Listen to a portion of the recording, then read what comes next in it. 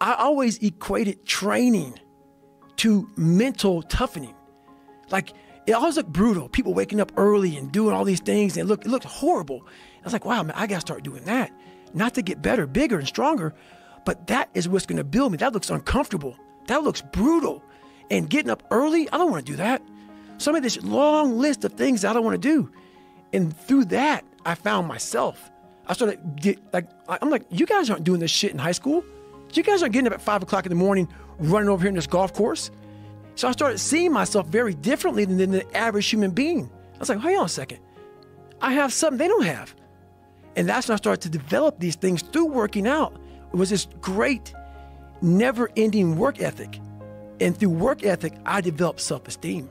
Now, is this something that you learned? Is this something you learned yourself from exercise yourself? Or is this something you had read or heard about? Like, what made you equate doing this and doing these difficult things physically to mental toughness, to being, this is the discipline that you need in order to get your life out of the situation you're in? So I never read anything. You know, I could barely read, you know, so right.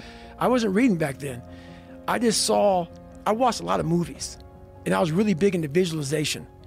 And I always equated working out to struggle. And I struggled my whole life, but I ran from it. So I started realizing, man, I got to start facing the struggle, and I got to be mentally strong for the struggle. So that's where I started coming up with, like, I'm training for life. Mentally, I'm training for life. I'm not training for, like, to lift 400 pounds. And I found out on my own pretty much, is that through discipline, through self-discipline, through repetition, through tons of repetition of the same thing that you don't want to do. And that's the key thing. Through repetition of things you don't want to do, you develop mental, like an armor for your mind. You start to armor your mind, because your mind's like, okay, we suffer every day. It's what we do. We do stuff that sucks every day. So then when the suck stuff comes, you're ready for it. And that's how I started coming up. You know, I just started being very uncomfortable. And now it's like just a way of life.